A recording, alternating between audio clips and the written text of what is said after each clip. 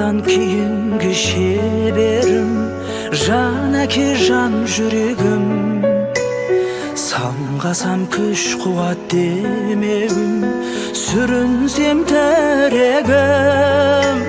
Қалдырмас аязға ызғарға, алыбым асқар тауым. Жан әке қасымда сіз барда, арайлы әр таңым. Әр қашанда бейік көретін мен басқадан.